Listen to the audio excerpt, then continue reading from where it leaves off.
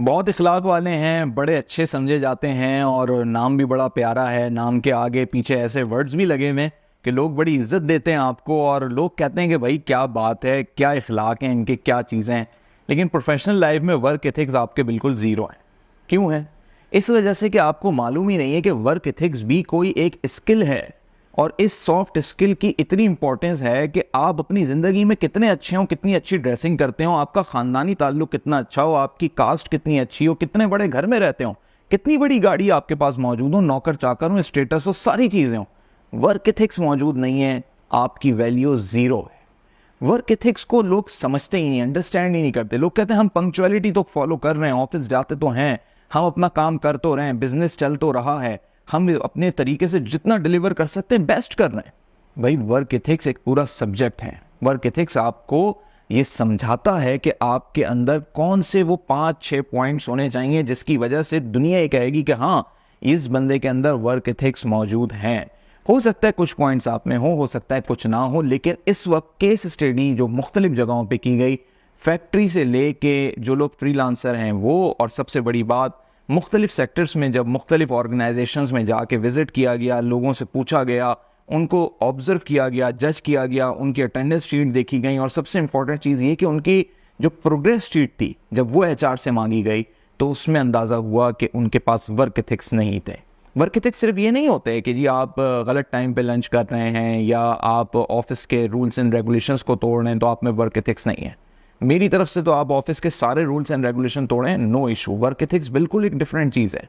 Work ethics को कभी भी रूल्स एंड रेगुलेशन से नहीं जोड़िए। वर्क एथिक्स तो आपका अपना पर्सनल मैटर है। आप आज ऑर्गेनाइजेशन ए में काम कर रहे हैं, कल बी में करेंगे, परसों सी में काम करेंगे, तो ये वर्क एथिक्स सिर्फ ए की हद तक नहीं रह जाएंगे, या बी में थे तो बी की हद तक नहीं रह जाएंगे। जहां जाओगे वर्क एथिक्स साथ लेके जाओगे। तो ये क्या खूबियां हैं, कौन सा स्किल है कि जहां पे तुम जाओगे फिर तुमसे किसी को शिकायत नहीं होगी, बल्कि तुम मिसाल बन जाओगे। तो वर्क एथिक्स के सॉफ्ट स्किल को समझ लो, बड़ा इंपॉर्टेंट है, बहुत मुश्किल नहीं है, आसान सा है। कुछ चीजें करते होगे, कुछ नहीं कर रहे हो तो उसे इंप्रूव कर लेना। सबसे पहली चीज है रिस्पॉन्सिबिलिटी।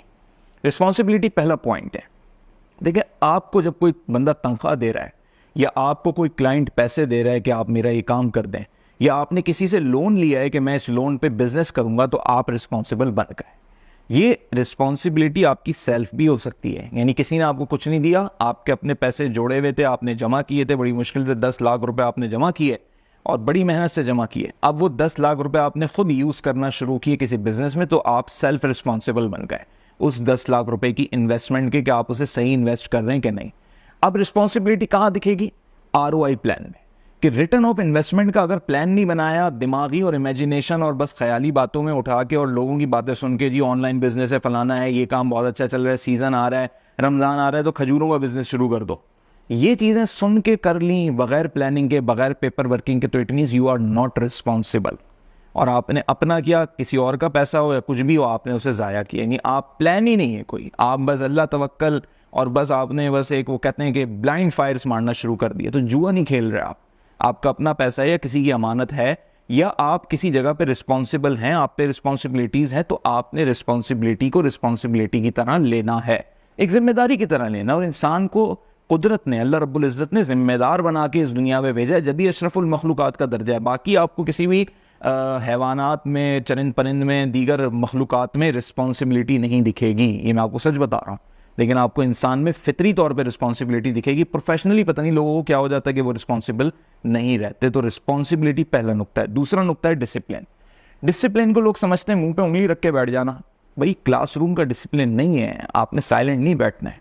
डिसिप्लिन का मतलब ये होता है कि आपकी शख्सियत के अंदर जो है एक डिसिप्लिन झलके, कि आपकी हेयर कटिंग कैसी हुई भी है, आपकी ड्रेसिंग कैसे है, आपके शूज़ कैसे हैं, मैचिंग कैसे है, पॉलिश है शूज़ नहीं है, नेल्स कटे हुए नहीं हैं। ये सारी स्कूल लाइफ की चीज़ें थी जो स्कूल में सारी ज़िंदगी टीचर्स कराते गए, पीटी मास्टर देखते गए, सब पेट निकला हुआ है। ये भी मैं कहता हूँ कि डिसिप्लिन की खिलाफ वर्जी है, कि आपका पेट अंदर होना चाहिए, चाहे आप आर्म फोर्सेस में हो, चाहे प्रोफेशनल लाइफ में हो। क्योंकि आप जब जाते हैं, आप आउटलेट्स पे देखते हैं, आपको किसी भी आउटलेट पे आज तक कोई भी मैन सूट, कोई भी शर्ट, कोई भी पैंट ऐसी दिखी है कि उसमें डमी का पेट निकला हुआ हो? कोई भी एक टी शर्ट आपको ऐसी दिखी है कि कोई भी किसी आउटलेट के ऊपर एक पूरा जो है ना एक मॉडल लगा हुआ हो, एक डमी लगी हुई हो, और उसका टमी निकला हुआ हो, उसका पूरा पेट निकला हुआ हो, कभी देखा? अगर रखते वो लोग ऐसा टमी वाला मॉडल, या ऐसे बुटीक्स पे रखी होती या ऐसे आउटलेट्स पे रखी होती, लोग खरीदते ही नहीं, लोगों को अच्छा नहीं लगता देखने में। तो जब डमी अच्छी नहीं लगती तो जिंदा इंसान क्यों अच्छा लगेगा? तो इट मीन्स कि आपकी पोस्टर में डिसिप्लिन नहीं है, आपकी खुराक में डिसिप्लिन नहीं है, आपके इनटेक में डिसिप्लिन नहीं है। और यही चीज़ जज करता है एक एम्प्लॉयर, एक कॉन्ट्रैक्टर, एक क्लाइंट, एक CEO लेवल का शख्स कि यार ये शख्स में ये चीज़ है, बड़ा मतलब ये हर वक्त ना खाने पे इसका फोकस रहेगा, मीटिंग होगी ना तो इसका इंटरेस्ट मीटिंग में एजेंडा से हटके जो है ना समोसों पे ज़्यादा रहेगा, चाय पे ज़्यादा रहेगा। और करते हैं ऐसा लोग कि मीटिंग में जाते हैं तो वो वेन्यू को सुन के सिर्फ वो बेचैन हो जाते हैं। अच्छा जी PC में मैरियट में मीटिंग है, तो जहन में ये नहीं होता उनके कि जी वो मीटिंग क्या है, जहन में ये होता है कि वेन्यू अच्छा है तो खाना अच्छा मिलेगा, हाई टी अच्छी मिलेगी। ये लेवल का जब आपका होगा माइंडसेट तो it means you are not discipline person. Discipline शख्स जो होता है वो अपने एजेंडा को फोकस करता है। इसको कहते हैं ना मतलब आपको रखना पड़ता है, क्योंकि आपने जब अपना आपको डिसिप्लिन शो करना है, अपना डिसिप्लिन शो करना है, तो आपको अपने मतलब की हद तक बात रखनी है। ये नहीं करना है कि जी अगर क्लाइंट के साथ 2 खवातीन आ गई तो वो डिसिप्लिन ही आउट हो गया, उसका फोकस ही आउट हो गया सारा। मतलब रखना है कि मैं बैठा इस पर्पस से हूँ, ये मेरा एजेंडा, ये फोकस है। तीसरा पॉइंट इसके अंदर क्या है? डिपेंडेबिलिटी। ये बड़ी इंपॉर्टेंट चीज़ है कि आपके वर्क एथिक्स के अंदर आपके ऊपर कुछ लोगों की डिपेंडेबिलिटी है और आप भी बहुत सारे लोगों के ऊपर डिपेंडेंट हैं। जब ये साइकिल चल रहा है ज़िंदगी का भी, आपकी प्रोफेशनल लाइफ का भी। अगर आप एक मैन्युफैक्चरर हैं तो कहीं से आप रॉ मटेरियल ले रहे हैं, अगर आप एक शॉपकीपर हैं तो कहीं होलसेल से आप मार्केट से सामान ले रहे हैं और फिर आप अपने क्लाइंट को, अपने कस्टमर को बेच रहे हैं। तो ये जो आप B2B काम कर रहे हैं या B2C काम कर रहे हैं, जो भी बिजनेस कर रहे हैं या आप जॉब कर रहे हैं, तो कहीं ना कहीं आप डिपेंडेंट हैं। वो जो डिपेंडेबिलिटी है उसको आपने प्रॉपर निभाना है। फिर चौथी चीज़ है कमिटमेंट।